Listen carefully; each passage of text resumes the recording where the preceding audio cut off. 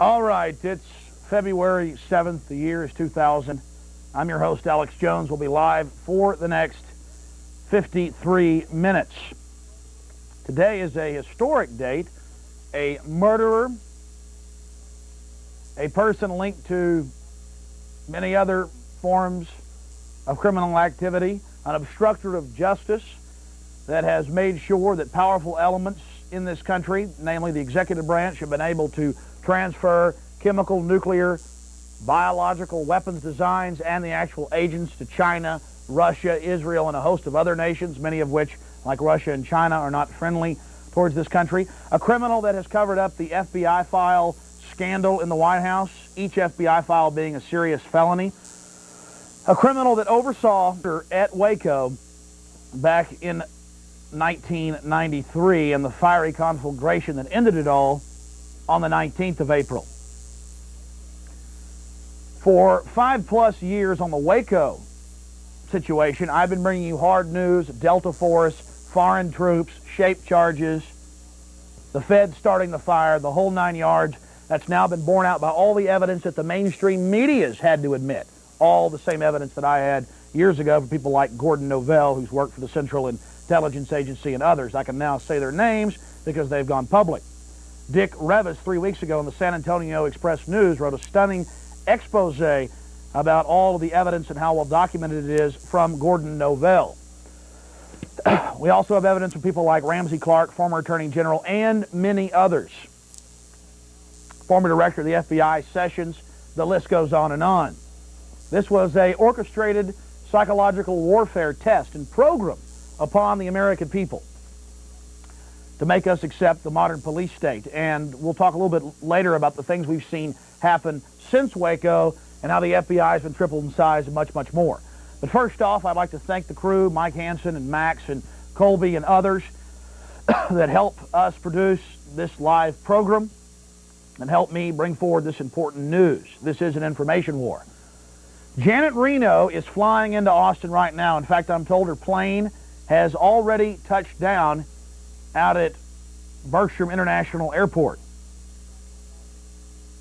out in East Austin, southeast Austin. She's going to be traveling to the LBJ Presidential Library. Now, it's a staged event. The press that's allowed in is not allowed to ask questions. Only selected people from the audience, the alumni and the University of Texas and others, will be allowed to ask questions. Why is Janet Reno coming on such short notice? Because last Wednesday, Henry Kissinger backed out of a visit to Austin that he'd been planning for 8 months. Henry Kissinger, known most notably as Secretary of State during the Nixon administration, a person that sold us out on the policies in Vietnam and would not allow us to win that war and saw it as a profit-taking measure for certain corporations, a globalist, a friend of the United Nations, a member of the Trilateral Commission, the CFR, and the Bilderberger Group. All organizations that push for total authoritarian control on a global scale, and we see that now happening. It's not even debatable anymore. Anyone that reads Time or Newsweek or USA Today or the Wall Street Journal, it's endless. The globalists are here. We're taking over. We're going to take your rights and give you something better. We're getting rid of juries. We're disarming the populations. And they try to cover up their mass murder in East Timor, Rwanda, the Middle East, Eastern Europe. The list goes on and on. Janet Reno is here in town. Again, the date is February 7th. The year is 2000. You need to get down there to 2313 Red River, right off Martin Luther King Boulevard, right outside downtown Austin. Actually in the edge of downtown Austin, right off 35, the LBJ Library, that big building, the Presidential Library. You need to protest that she's there. If you're home, get in the car, drive down there and take political action. Stand up and say, we don't appreciate you, Reno, and your new plan that was just announced last Friday to consolidate 148 law enforcement agencies under her control. 148 federal law enforcement agencies that all interlock with your local police departments with all this federal funding that we've seen from the supposedly liberal Clinton administration that is more akin, and I say this for not effect, I mean, this is the real deal, more akin to Adolf Hitler's dictatorship, with the centralization of the military, hooked in with the police, and going after the Second Amendment rights, going after the firearm rights, the self-defense rights.